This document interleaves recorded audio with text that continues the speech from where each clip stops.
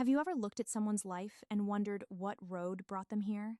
I'm your host, and this is The Unexpected Detour, a place for honest conversations about the turns we never planned, the losses that reshaped us, the choices that tested us, and the strength we found along the way. Every guest brings a real story, not a perfect story, a human one, the kind that reminds you that resilience doesn't always look loud. Sometimes it sounds like getting up one more time, asking for help, starting over, or simply choosing hope when the path ahead is unclear. Every person has a story. Follow the unexpected detour and discover the conversations that remind us we're stronger than we know. Subscribe now, listen in, and take the next step with us. Hello, I am back.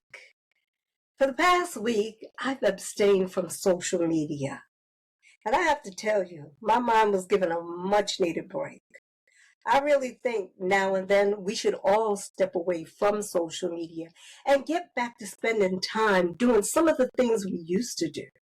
Constructive things, things that make us think, and things that allow us to enjoy our own company without constantly scrolling to see what everybody else is doing in the world. That week gave me time to think.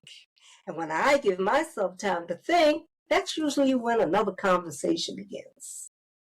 So today, let's start with this conversation regarding life beyond cancer. Today, I want to talk about something that I don't believe we talk about enough when discussing survivorship, and that is sexuality and survivorship. And yes, we're going there because sexuality and intimacy can become very real issues after cancer diagnosis, and they can affect couples as well as those who are single. Think about the body and what it has endured.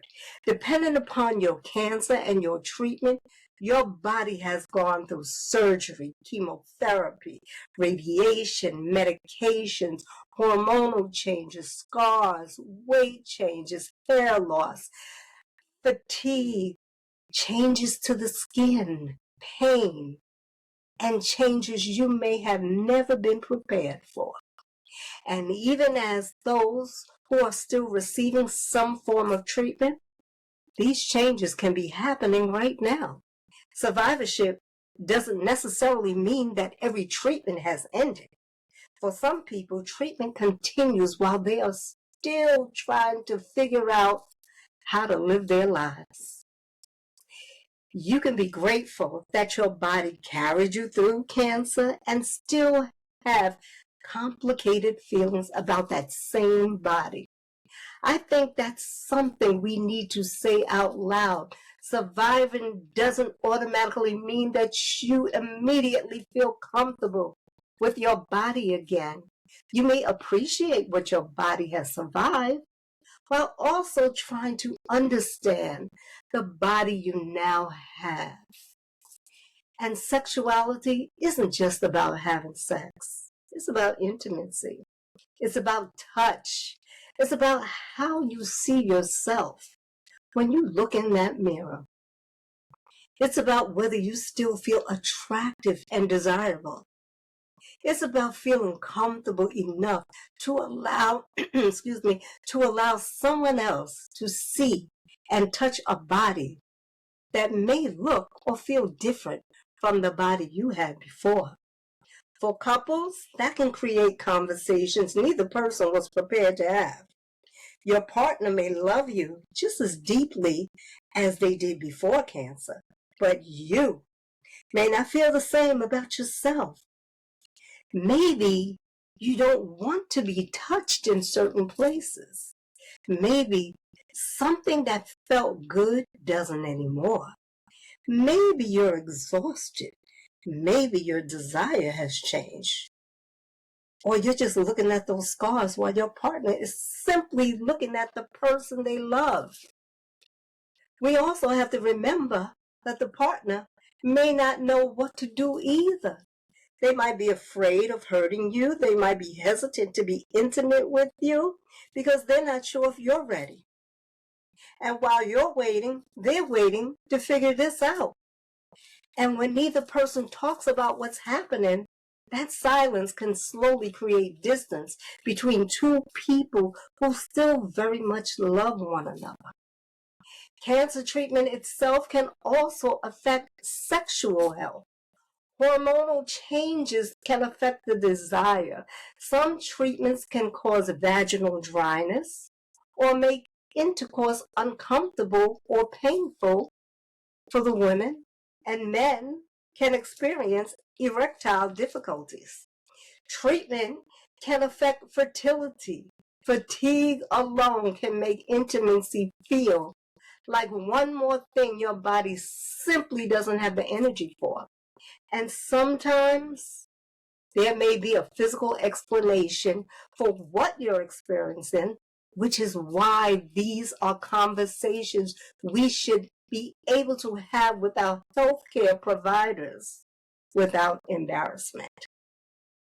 But I also want to talk about the single survivor, because sometimes when we talk about sexuality after cancer, the conversation automatically assumes there is a husband, wife, or partner waiting at home. But what about the single person? What about dating after cancer? When do you tell that someone that you had cancer? Do you tell them immediately? What happens when a relationship becomes intimate and now you're wondering, how is this person going to respond when they see these scars or the changes cancer has made to my body or to your body? Those questions can become very personal. Will they still find me attractive? Will they still look at me differently? Will they still see me, or will they see cancer? And underneath those questions may be a bigger one. Do I see myself as desirable? That's the big question. I think sometimes we spend so much time talking about keeping survivors alive that we forgot survivors also want to live. We want companionship, affection, and intimacy. We want relationships. We want to laugh, flirt, date, fall in love, feel comfortable in our bodies. We want to experience all the things that make us human. Cancer doesn't take away our need to love or our desire to be loved. And maybe part of life after cancer is becoming acquainted with our bodies again. Not constantly comparing ourselves to the person we were before cancer, but learning to appreciate and understand the person we are now. That doesn't mean we have to love every scar or every change. It doesn't mean there won't be days when we struggle with what we see in the mirror. It simply means giving ourselves permission to take the time we need. There shouldn't be shame attached to that. There shouldn't be a timetable. You don't have to become comfortable with intimacy because somebody thinks enough time has passed. You don't have to pretend something doesn't hurt because you're afraid of disappointing your partner. And you shouldn't have to quietly live with physical changes because you're embarrassed to bring them up with your doctor. Maybe that's another part of survivorship we need to become more comfortable talking about. We have conversations about the scans, medications, the blood works, the side effects, reoccurrence, nutrition, exercise, and follow-up appointments. Those conversations are seriously important, but so are the conversations about intimacy, sexuality, relationship, body image, and learning how to feel comfortable in our own skin again. Because surviving cancer is about more than staying alive. It's about figuring how we want to live. So if you're listening today and you struggle with intimacy, sexuality, dating, your relationship, or simply feeling comfortable in your body after cancer, please know that you're not the only one having these thoughts. Maybe we just haven't been talking about them enough. That's exactly why I wanted to have this conversation. Because this too is survivorship. This too is a part of our new normal. And this too belongs in the conversation about life beyond cancer. Before I go, I'd like to hear from you. Has cancer changed the way you see yourself, your relationships, or your experience with intimacy? If you're comfortable sharing, leave a comment below. Your story may encourage someone who has been carrying these feelings in silence. If today's conversation resonated with you, please share this episode with another survivor, a caregiver, a spouse, a partner, or someone who loves a person living with or beyond cancer.